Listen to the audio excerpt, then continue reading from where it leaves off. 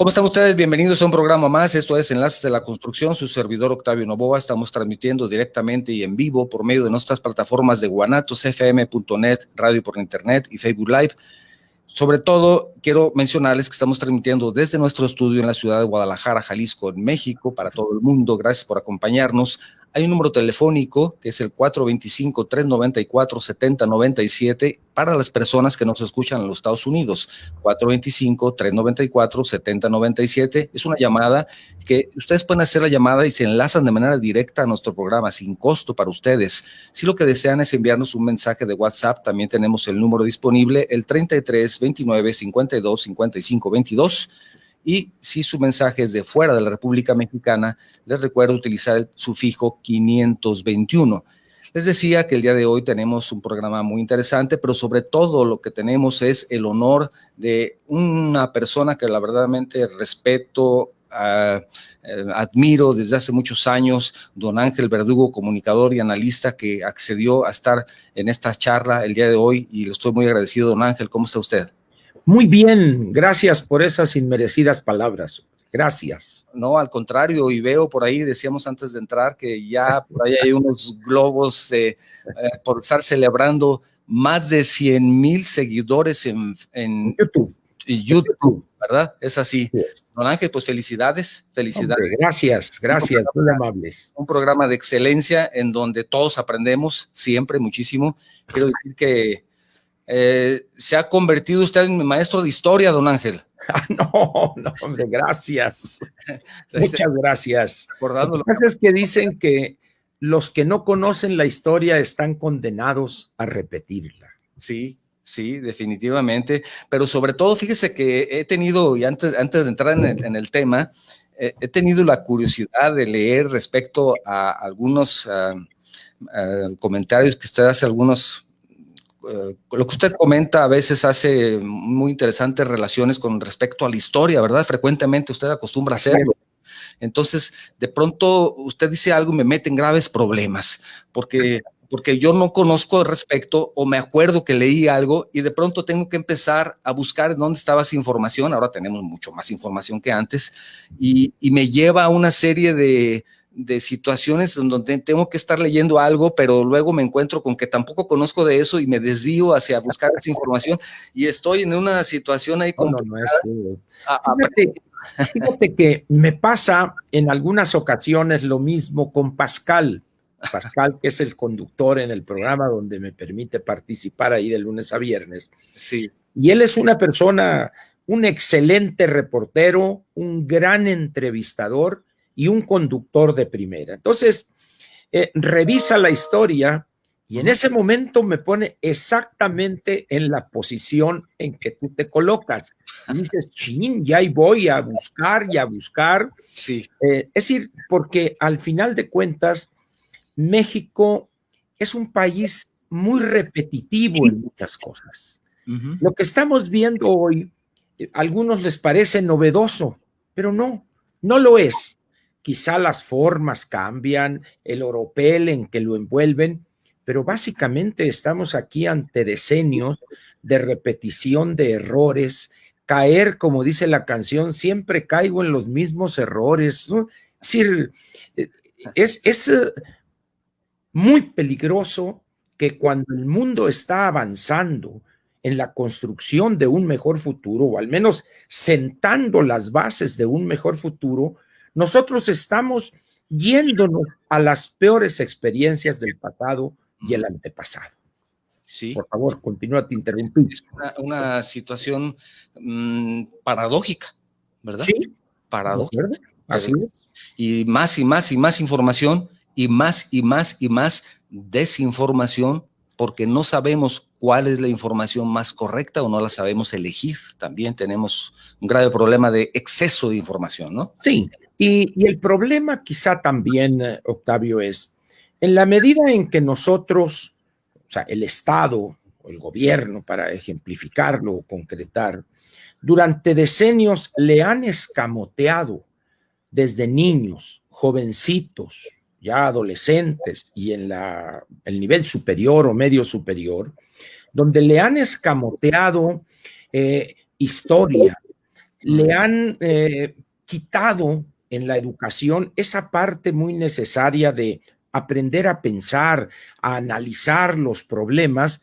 Entonces tienes tú, en vez de ciudadanos, tienes siervos, personas que solamente saben extender la mano, y el gobernante, demagogo en algunos casos, corrupto en las otras, y en algunas no pocas, demagogo y corrupto, de tal manera que el ciudadano acepta como ruedas de molino, traga lo que el gobernante le está diciendo. Y eso, para el futuro de un país y de las siguientes generaciones, eso es pésimo, Octavio. Muy mal. Sí. Bueno, para entrar un poco en materia, el tema del día de hoy le llamamos Sedena, el nuevo constructor de México. Al principio de esta administración, don Ángel, ya todos sabemos que se decidió por algún motivo o por otro cancelar el nuevo Aeropuerto Internacional de México y se cambia por el Felipe Ángeles, o el conocido por el Aeropuerto de Santa Lucía. Se cambia, y esto pues modifica muchas perspectivas y muchas situaciones, pero afecta gravemente a un sector que está golpeado, que es el sector de la construcción, porque esto no solamente lo que se refiere al propio aeropuerto, sino que golpea mucho a los inversionistas y a la confianza. Entonces empiezan a venir como baraja algunas otras cancelaciones de empresas privadas, y se empieza a perder esa confianza que me parece que es fundamental para una inversión en un país, ¿no? Sobre todo, no solamente en la nacional, sino también la extranjera, ¿verdad? Que Así es. Esa confianza. Y vamos a hablar de eso ahorita. Se decide cambiar, pero es un aeropuerto militar, don Ángel. Entonces, tal vez, ¿qué tan conveniente es que se mezcle un aeropuerto militar con un aeropuerto civil, para empezar? Veremos ahorita de eso. Ahorita hablaremos de eso, porque lo que pasa es que, Octavio, estamos viendo el resultado de un largo proceso. Sí. Cuando nosotros tomamos esos eslabones de una larga cadena, puede parecer para algunos correcto, para otros incorrecto, pero estamos olvidando lo que dio lugar a esa situación. ¿Por qué aquí y ahora con este gobernante está tomando esas decisiones? Por eso es importante hacer un recuento rápido, apretado, si quieres ponerlo de esa manera, pero que quizá nos ayudaría a entender lo que estamos viviendo y lo que quizá veamos en los próximos meses o años. Ahorita yo voy a hablar, ya cuando entremos en mi plática, comentaré eso in extenso. Sí, adelante, don Ángel, adelante. Muy bien, empezamos pues entonces. Sí. El nombre de la plática, Sedena, el nuevo constructor, incluso en las notas que preparé yo, pongo constructor entre signos de interrogación. El nuevo constructor. Es importante hacer esa precisión, ese detalle, por lo que vamos a ver enseguida. Primero, me gustaría referirme a los antecedentes en este país del papel que está jugando hoy las Fuerzas Armadas, porque no nomás es el ejército, si bien la parte visible es el ejército, pero también está involucrado en otras cosas la Marina, por ejemplo, puertos, en cuestión de aduanas, Marina Mercante, ya prácticamente la controla también la Secretaría de Marina Armada de México. Por eso yo uso mejor el concepto Fuerzas Armadas. Muy bien. Yo no sé los que me están viendo y escuchando ahorita qué edad tienen, pero si tienen 65, 70 años, quiere decir que les tocó una época allá por los años 50 e incluso a mediados de los 60, una cosa que en la frontera se llamaban Juntas Federales de Mejoramiento Moral, Cívico y Material. Sí, señor. Esas dependencias que estaban encuadradas en la Secretaría del Patrimonio Nacional eran encabezadas, ojo, por un militar. Y dice uno, bueno, ¿qué tiene que ver un militar con una cosa como esa? Ahorita veremos lo mucho que tenía que ver. Estas juntas o esta oficina tenía por objeto, aparte de canalizar y administrar ciertas inversiones, tenía por objeto otorgar permisos de importación de cierta mercadería a lo que era la zona libre, que no era tan libre porque requerían muchas de ellas lo que se llamaba el permiso previo de importación. Durante 15 o 20 años, esas dependencias fueron coto casi privado de militares en retiro. Era una especie de pensión dorada. Y fue tan importante este grupo de entidades, de oficinas, que el que era el director general en la Secretaría de Patrimonio Nacional, encabezaba esa dirección general, fue nada más y nada menos que el licenciado José López Portillo. Hubo un gran fraude en esa, porque se prestaba esto para la corrupción y me das, te doy, y para ti, para mí, le quito, baja el cero y no toca.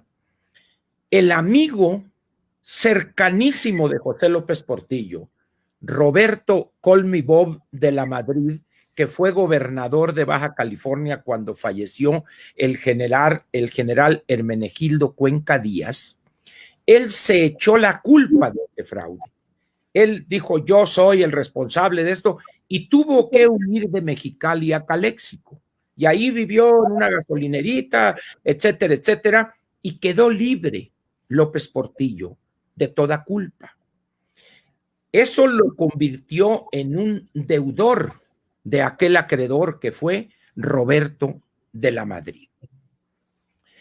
Pasa el tiempo y poco a poco empiezan a cambiar las cosas, y a mediados de los años 60 empieza otra concesión a los militares, fines de los 50, mediados de los 60, las prisiones.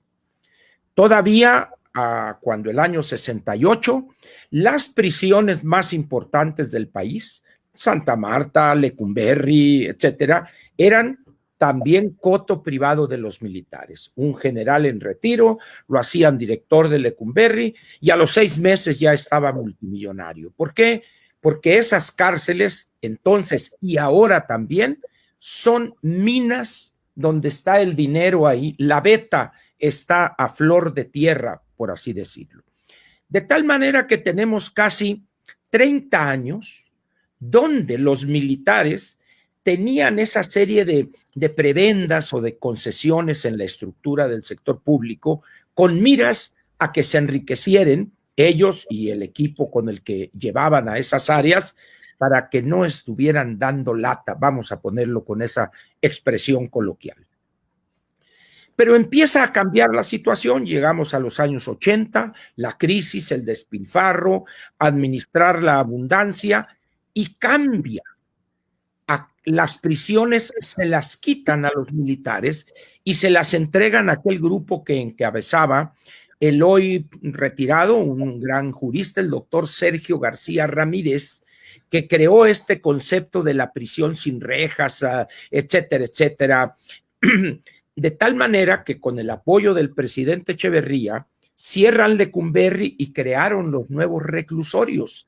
En el Estado de México todavía hay una prisión sin rejas que se llama Almoloyita, donde estuvo preso años Raúl Salinas de Gortari. Entonces le quitan a los militares esas posiciones de enriquecimiento y se las entregan a civiles. El proyecto de Echeverría, mantenido por López Portillo, fue darle a teóricos de la reclusión las prisiones para generar un manejo, vamos a decir, más humano y menos corrompido que los anteriores, cosa que fue totalmente infructuosa. Entonces, ¿cómo sustituye el Estado mexicano quitarles esos dulces a los militares? Contratos, compras sin control alguno. Hoy mismo incluso los militares viven en una completa opacidad. No rinden cuentas de los presupuestos que se les asignan. Ellos compran directamente, otorgan contratos. En algunas ocasiones les recomiendan de alguna oficina refrigerada, como solemos decir en Sonora, y entregan. pero básicamente la compra de armamento, de equipo, de avituallamiento, de insumos, se hace en la total opacidad. Es decir, de alguna manera es un soborno donde el poder central se hace un poco de la vista gorda. Ahora, ¿qué es lo que se da al mismo tiempo de esa forma de corromper o de tener calmados a los militares? Se da algo que yo llamo la contención de los civiles frente a los militares.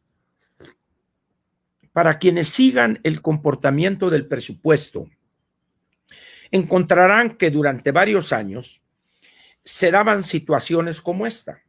El ejército decía, bueno, para las tareas que tú me estás exigiendo, gobierno civil, narcotráfico, seguridad, etcétera, yo necesito tantos miles, decenas de miles de millones de pesos y duplicar o triplicar el número de elementos actuales. Recuerdo un caso muy preciso cuando era presidente Peña Nieto y secretario de Hacienda el doctor Videgaray, donde pidieron 47,000 millones de pesos para modernizar equipos, etcétera, armamento, y les dieron 4,700 millones de pesos. Es decir, hay una conducta no explícita, pero sí implícita, de que a los militares hay que darles poquito. ¿Para qué? Para que si en un determinado momento compran el armamento más moderno, aparatos y sistemas de escucha, de vigilancia, de espionaje, etcétera, habituallan mejor a sus integrantes, etcétera, eso representaría un peligro por la disputa al poder de los civiles. Esos serían, vamos a decir, los pasos en eso. Pero llega el narcotráfico y en ese momento se les otorga a las Fuerzas Armadas, desde Hernández Toledo con la Operación Cóndor en Sinaloa, luego en Guadalajara, luego el general Gutiérrez Rebollo, que ya es conocido el desenlace que tuvo su paso por el zar de las drogas, le llamaban, al servicio de uno de los grandes capos, etcétera. Pero ese enfrentamiento con el narcotráfico trajo una profunda corrupción en las Fuerzas Armadas. Quizá antes era en el estamento superior, los mandos, jefes, etcétera, pero el narcotráfico con su poder corruptor y el otro que se quiere dejar corromper, llegó hasta los niveles más bajos de la tropa, al sargento, al subteniente, al teniente, los que estaban en la primera línea, vamos a decir, de combate del narcotráfico. De tal manera, pues, que esa gran corrupción le permite al Estado controlar más fuerte, aún de manera más férrea. ¿Por qué? Porque le dice, yo sé lo que estás haciendo, no hay problema, pero mientras no me cuestiones a mí, no hay ningún problema. Eso es los antecedentes prácticamente desde los años 50 hasta la llegada de López al gobierno de la República. O sea, no le muevan al avispero. Así es, esa fue la política. Pero López, has de recordar, Octavio, que durante sus años de campaña en las veces anteriores, sí, señor, que buscó la presidencia, lanzó ataques, asesinan a jóvenes, yo en 6 meses los regreso a los cuarteles, y declaraciones sin sentido y sin la menor lógica y sustento. Llega entonces el presidente a la primera magistratura, como se dice. Muy bien. Y en ese momento, un enfrentamiento soterrado contra López, ya no contra el poder civil, sino contra él en lo personal, empieza a aflorar.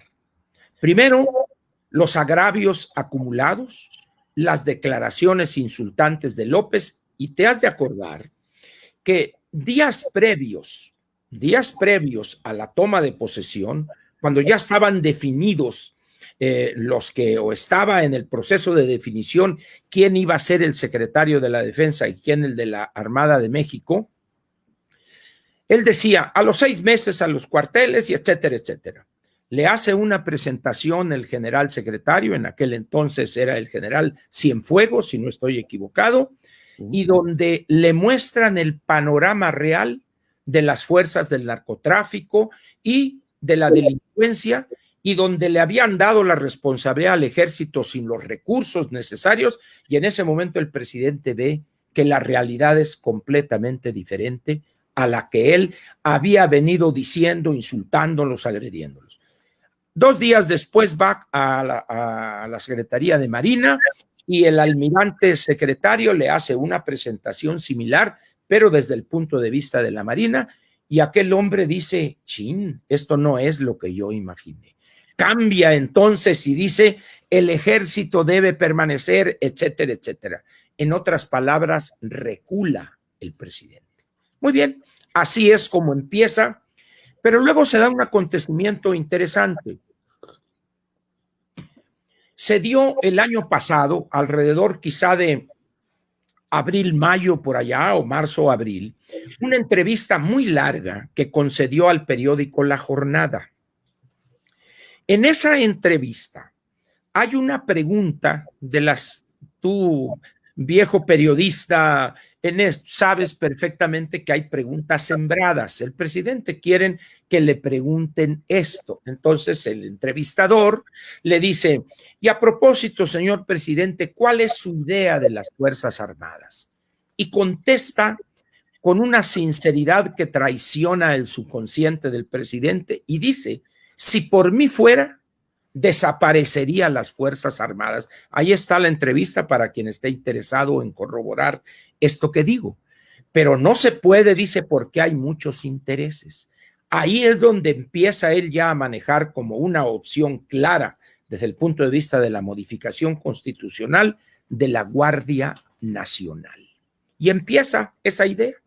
Muchos dijimos en su momento que era un absurdo, etcétera, etcétera, al grado tal que 16 meses después se acepta lo que era obvio y la Guardia Nacional regresa al nido de donde nunca debió haber salido, sí, que es las Fuerzas Armadas. Fue un retroceso y una pérdida de tiempo. Efectivamente, fue una tontería y se perdió un tiempo valiosísimo. Ahora, sí, desaparecer las Fuerzas Armadas es una locura. Las Fuerzas Armadas en todo país, excepto Suiza, que no tiene ejército, o Costa Rica, pero esas son, vamos a decir, excepcionalidades. La realidad es que cada estado, no gobierno, el estado, tiene que tener una fuerza armada moderna, bien equipada, para enfrentar más en las condiciones actuales de criminalidad que rebasa fronteras y países, para estar en coordinación, vamos a decir, adecuada con el otro país, con el que comparte narcotráfico, etcétera, porque no son, el delito hoy no es un delito circunscrito al territorio de un país, es una actividad delictiva que va desde la Tierra del Fuego hasta Alaska, y que va desde América y le da vuelta, llega a Europa, a Asia, África y regresa por allá por Japón y China. ¿De dónde viene toda la materia prima para los opioides, para las metanfetaminas? De China a través de Manzanillo. Ya también es parte de la economía global. Efectivamente, es una actividad que quizá fueron los que primero entendieron las ventajas que daba la globalidad. Así es. Así digo, puede ser, oye, pero estás loco, Ángel. No, es decir, porque al final de cuentas el narcotráfico, desde el punto de vista de quien está metido en esa actividad, es una empresa, sí, es un negocio. Entonces los países y sus gobiernos tienen que estar coordinados. Y si por acá un país por donde pasa el trasiego, se da el trasiego de la droga, etcétera, tienen ahí riflitos de municiones, y el otro que está recibiendo el producto final tiene bombas atómicas, vamos a exagerar, decir, oye, si no tienes dinero yo te lo doy, pero equípate, pues. Claro. Pero en México, ¿qué hacemos? No, poquito les doy, porque yo tengo miedo de que se me alebresten. Bueno, pues corrige ese error, pero tenemos que combatir el narcotráfico. Entonces, se genera esto de la Guardia Nacional, es un fracaso completo, pero al mismo tiempo, y aquí entra el nombre que correcta y objetivamente le pusiste a esta plática, el Ejército, el nuevo constructor.